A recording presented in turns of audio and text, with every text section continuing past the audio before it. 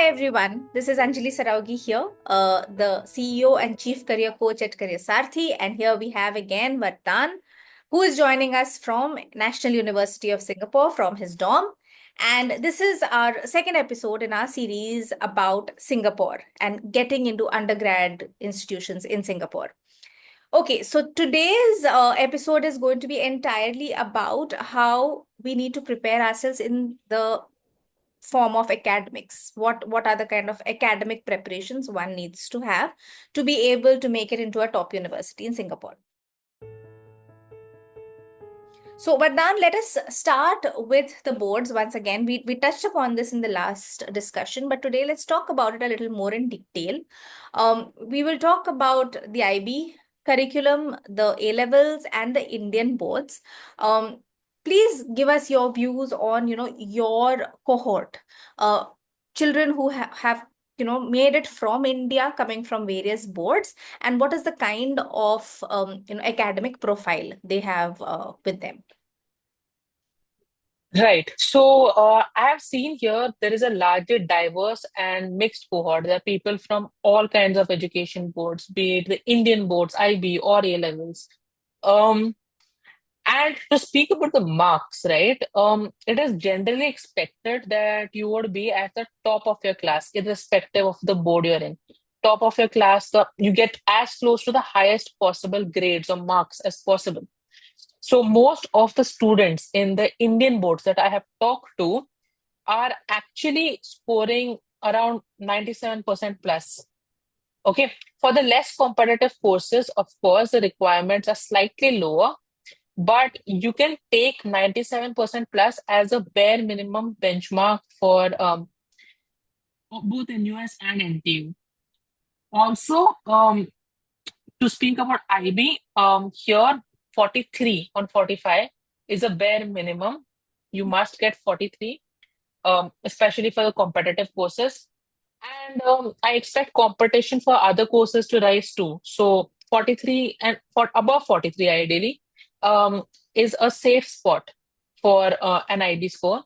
And in A levels, you must take four A levels. This is extremely important. A lot of students take three A levels and they are disadvantaged during the application process. Now, NTU on their website explicitly states this that four A levels is a requirement. You can submit three, but you'll be disadvantaged. NUS doesn't. But I'm telling you from my experience and what I've seen, even students with three A stars have gotten rejected from NUS and NTU. Right. So, to be safe, you must take four A levels, excluding English. English is separate or general paper. Um, and you must ideally try to achieve at least three A stars here, preferably four for the competitive courses. Okay. So, And yeah, if I and could last, ask you yeah. also, just for the understanding of our viewers, how do you segregate? What are, some examples of competitive courses? If you can, just tell us which are maybe two or three top competitive courses which really require that 97 plus, which you've been talking about in the Indian boards, and which are some of the other courses which might not be that competitive, and what is a typical percentage range for those courses? So firstly, I think CS deserves its own league in terms of competition. It is the most competitive and it is the most sought after course in NUS. There is nothing quite as close to CS when it comes to competition. A little below is, of course, computer engineering, which is a close neighbor of CS. Not quite the same, but it's a close neighbor.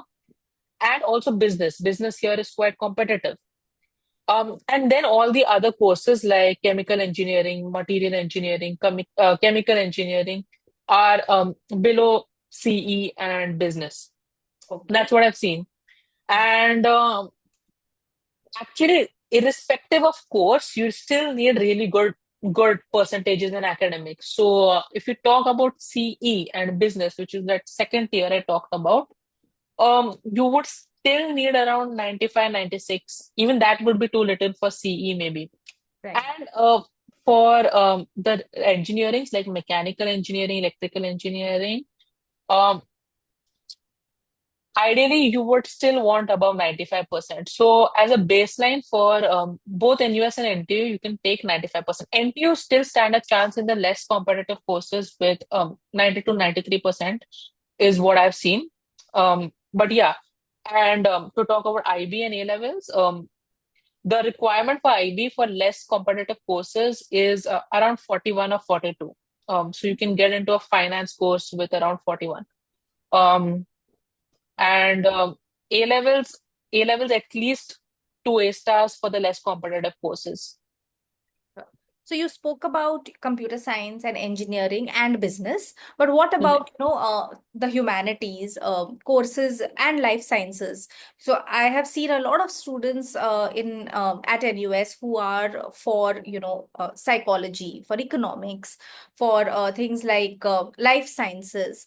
How competitive are those? And if we have to kind of put a base percentage that you definitely should be applying to NUS and NTU if you have this much, what would you say that would be?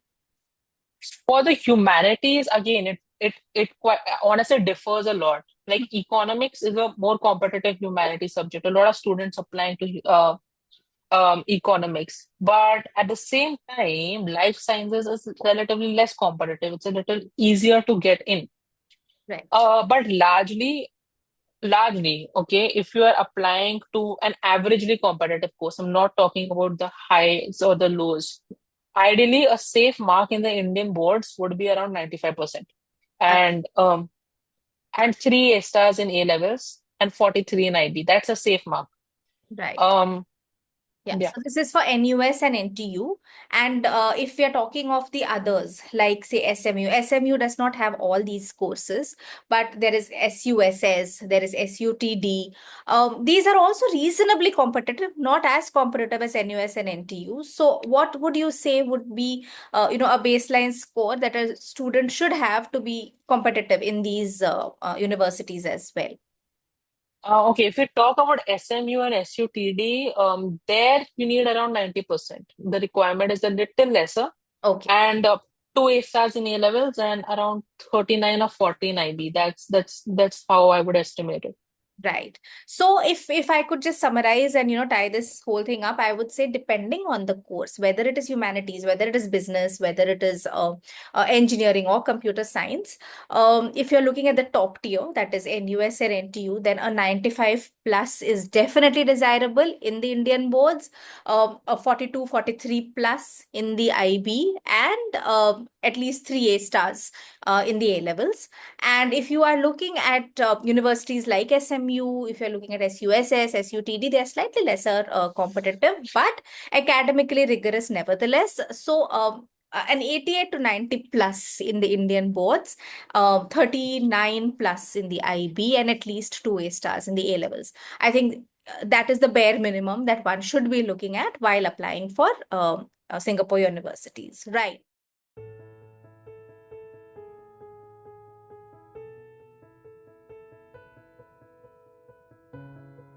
Now tell me about the standardized test. So these are your regular boards, right? How important is it to take the SAT?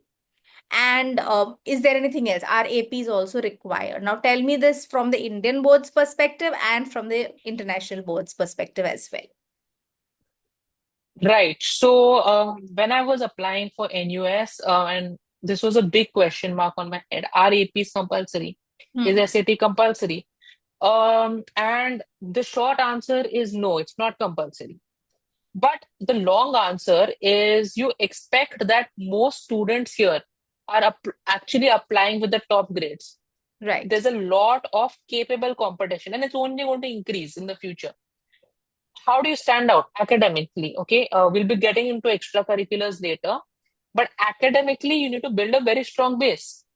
So it is very important to take the SAT. SAT is a must. It's a no-brainer.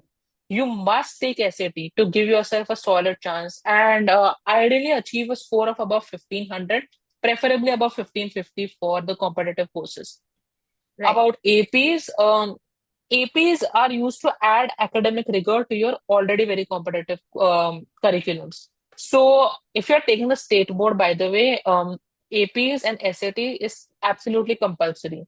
You Right. must take it. There is no questions asked. However, if you're in the A levels, IB or the Indian board, I'd highly, highly recommend that you take at least three APs and submit them to NUS. Ideally, subject related APs. So, Calculus BC is a universal must across all math and engineering related subjects, and you can choose your two other APs. Right. And even though it's not compulsory, there are a lot of students who I know who have gotten without APs. Yeah. Okay. But ideally, you can never tell. So it's better than you make yourself academically very strong by doing these APs in 11th grade or 10th grade, ideally, and submitting them to NUS when you're applying. These just help your academic base to be very strong.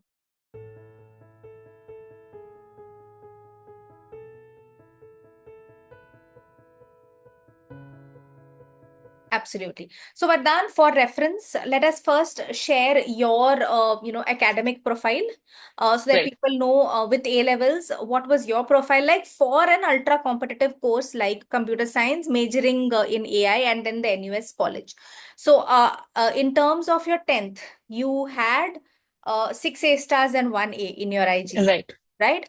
Okay, and then in your 11th, which was your AS, you had four A's, Yes. right?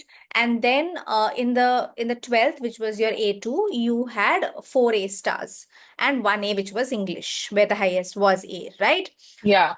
Then coming to SAT, your score was 1570 and you had a full score of 800 in maths. And what all APs did you take, and what were your scores in that? So, about APs, I have taken AP Calculus BC, in which I got a 5. I have taken Computer Science A, in which I got a 5. And I have taken Physics C Mechanics, in which I've got a 4. Absolutely. So just again to clarify, APs are advanced placements, and these exams are basically, college level syllabus. So they are taken for the US universities where you also get college credits. So, you can actually get a certain number of courses waived off from what you're doing in university if you've taken a few APs, which brings down the cost, the tuition cost considerably. But in Singapore, the credit system is not there. However, when you take some of these advanced placement exams, which are relevant to your course, so because you were applying for computer science, you took CSA, you took calculus, you took physics, mechanics, because you had also given robotics as one of your preferences. These are courses that are relevant to what you want to Right. pursue, and they add to your academic profile. So you would not be actually receiving credits for this, but it adds to your academic profile, right? So that was the second pillar, the standardized tests. In terms of your entire academic profile, the first was your board marks, and then coming to the third aspect, which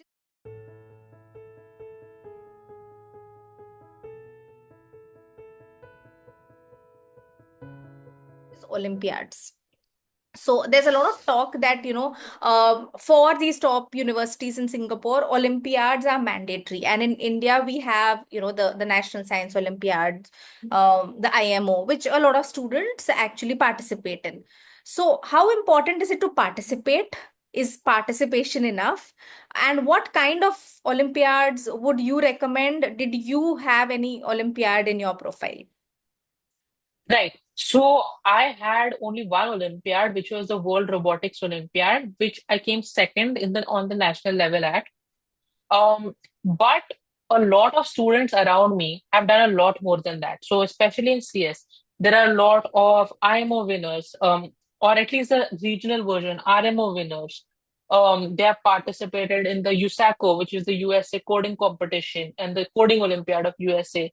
They have participated in Olympiads like the AMC. Um, and I believe to some extent, winning in these Olympiads, at least at some level, will boost your chances significantly. Yeah. Now, I got in with one Olympiad because I had various other ECs to compensate for it, extracurriculars. But a lot of students around me have lots of Olympiads to show. And Just to clarify, the Olympiads which you mentioned, which a lot of people in India take, which is the SOF IMO, SOF NSO, are actually not the real Olympiads which these universities are looking for. So typically, when we talk about IMO, we're not talking about the SOF IMO. We're talking about the actual International Mathematics Olympiad, which is run by a totally different organization and is obviously much tougher and much more competitive than the SOF versions. So, if possible, in fact, definitely, if you have time, I would definitely advise that you take Olympiads and try to win. Okay, try to gain some level of recognition, be it national or international, at an Olympiad, because it goes a long way. You can expect, especially if you're applying for CS and engineering related courses, that a lot of students will have these Olympiads to show, and you don't want to fall flat in front of them. Right. I expect the Olympiad requirements, it's not a requirement like you said, but I expect Olympiads to be given even more consideration in the future, because more and more students with near perfect grades are actually applying for these universities. So, if you are in the 10th grade, I would definitely advise that you start preparation for an Olympiad. Try to win it, because it will definitely go a long way in helping you build your academic profile. Absolutely, Vardhan. So here, I think I would like to add a pro tip as a counselor, looking at all the students around me who have been applying to NUS and NTU and the successful ones. Here is where it is important to start early, because if you start in grade 9 itself, that is when you can start taking your APs, as we mentioned, and you can also attempt a few Olympiads. Grade 11 and 12 become quite rigorous in terms of course requirements at school itself for your boards, and plus you have the SAT also to look at. So it is a great idea to start in grade 9, grade 10, and take some of these Olympiads. You mentioned the AMC, the American Maths competition. There is also the CMO, the Southeast Asian Maths Olympiad. So depending, of course, on the subject that you are applying for, going in for a few Olympiads, and not just participation, but actually winning something at some level. It could be at a regional level, it could be at a national level, definitely boosts chances in Singapore. Wonderful. So I think our viewers now would have a very good idea of the kind of profiles that are needed for NUS, NTU, as well as other institutions in Singapore. So we did talk about extracurriculars, right? Which is another very important aspect of your application. So in the next episode, let us get into details about what is required in terms of extracurriculars and co-curriculars, and we will discuss your ECs in detail as well. Thanks, Vardhan. So, for all Thank of you you. watching, any specific questions regarding academics, regarding standardized tests, which kind of AP should you be taking, do leave your comments here, get in touch with us. We would be happy to answer. Thank you.